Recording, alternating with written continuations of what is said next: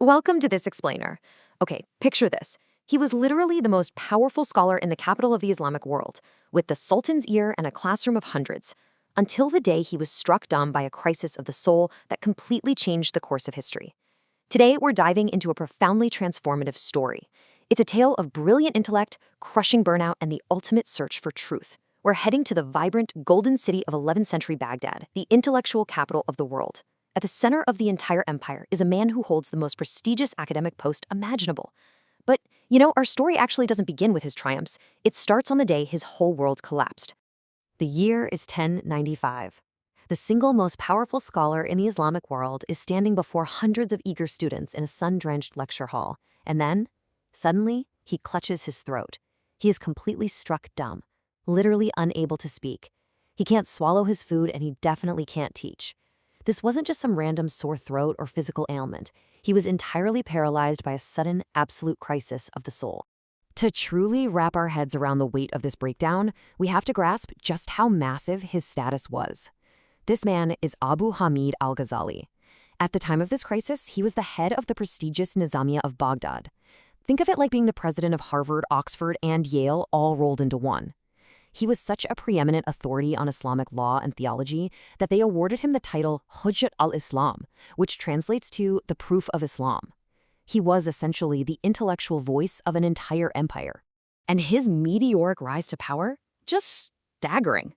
Born in Tus, Persia back in 1058, he quickly distinguished himself, studying under the absolute greatest minds of his day, like Al-Juwayni. By 1091, at just 33 years old, which is incredibly young for this level of prestige, he was appointed to the Nizamiyya. He had the ear of the Sultan, the total adoration of the masses, which makes his sudden, complete collapse in 1095 all the more shocking. I mean, how does a man at the absolute pinnacle of his world just break? Well, Al-Ghazali himself actually diagnoses this exact crisis for us in his famous autobiography, Deliverance from Error. He confesses to a truly terrifying realization. He looked at his life and saw that his relentless pursuit of knowledge was no longer fueled by a pure desire for truth or a love of God. No, it was fueled by ego, by a craving for status, and by the applause of his students.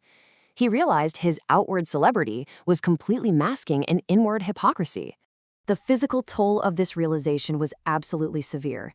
He suffered from complete loss of appetite, terrible indigestion, and of course that famous inability to speak. Interestingly, the best doctors of Baghdad were brought in to treat him, but they were totally stumped. All their medicines failed. Eventually, the physicians threw up their hands and concluded that his illness was entirely psychological and spiritual. He was suffering from what we would undoubtedly call today the ultimate case of psychosomatic burnout. His body simply refused to let him continue living a lie. So fearing for his eternal soul, Al-Ghazali makes a radical decision. He distributes his immense wealth to charity, completely abandons his coveted academic post, makes provisions for his family, and just vanishes.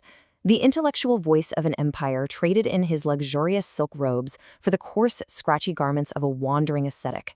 He famously ended up in Damascus, living quietly in the minaret of the Umayyad Mosque, spending his days quite literally sweeping the floors.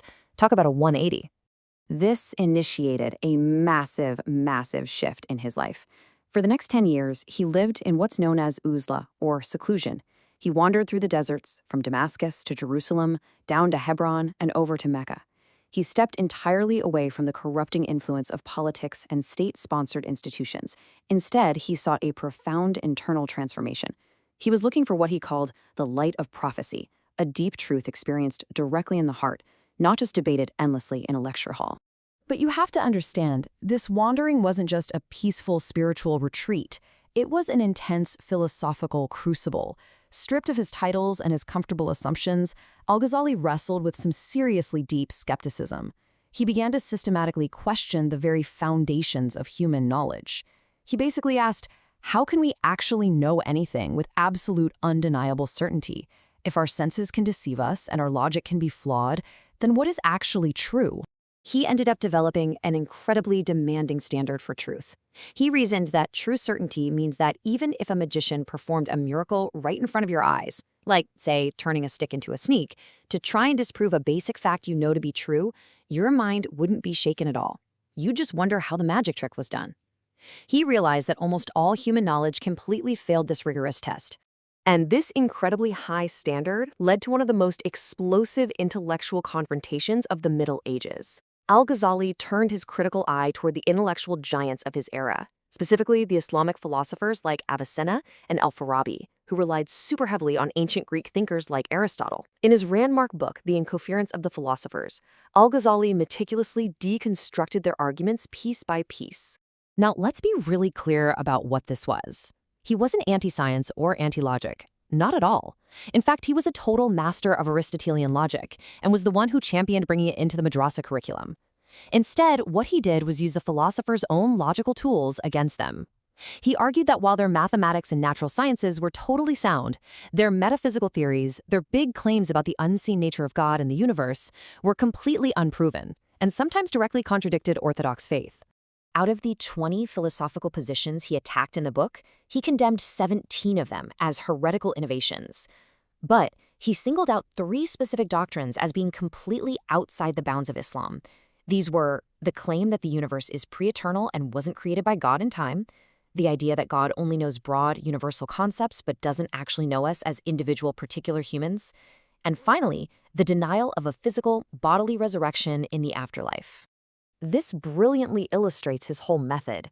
Al-Ghazali states explicitly that in this book, he is strictly engaging in negative apologetics. He writes that he acts as one who demands and denies. Basically, he was acting as a strict logical auditor. He didn't feel the need to build a brand new philosophical system of his own right then and there. His goal was simply to demand proof from the philosophers.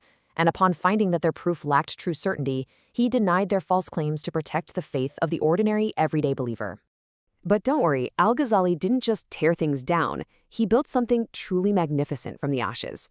Written during his decade of quiet reflection, he produced his magnum opus, the Revival of the Religious Sciences, or the Ihya Ulum al-Din. Widely considered to be the most influential book in Islamic history after the Quran and Hadith, this was his ultimate, defining answer to that very crisis that had struck him dumb years before. He structured this massive, multi-volume guide into 4 distinct quarters, and what's so genius about it is how he seamlessly weaves together the outward, practical laws of daily life, things like prayer, fasting, and marriage, with the inward, psychological purification of the heart. He tackled destructive traits like gluttony, anger, and pride, while promoting virtues like patience and humility. He proved that you can't just go through the physical motions of religion. You absolutely must actively diagnose and treat the diseases of your soul. Through this work, Al-Ghazali achieved an incredible synthesis. He famously argued that the absolute noblest science is the one where reason, or aql, and revealed knowledge, sam, are joined together.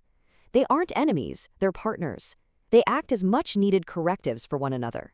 Reason keeps theology from devolving into mere superstition, while revelation guides reason, so it doesn't wander off into unproven, philosophical arrogance. Ultimately, Al-Ghazali proved that true knowledge isn't just a collection of dry academic facts you can recite in a lecture hall to gain prestige. True knowledge, he concluded, is a light cast directly into the heart. He effectively rescued orthodox theology from being pure, dry rationalism, and at the same time, he legitimized Sufi mysticism by giving it a rigorous, logical structure that fit perfectly within the bounds of traditional law. After a decade away, Al-Ghazali eventually broke his vow of seclusion to reluctantly return to teaching in 1106. But this time, it was different. He taught specifically to call people away from the ego-driven pursuit of status and toward the genuine pursuit of God. He died just a few years later in his hometown of Tus in 1111 at the age of 53. Because of his monumental effort to synthesize logic, law, and mysticism, he's forever remembered as the Mujaddid, the renewer of the 11th century.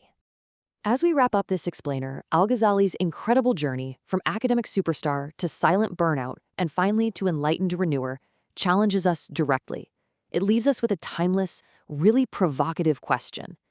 If you lost all your outward status and wealth tomorrow, would your internal pursuits survive the absolute silence of a solitary room?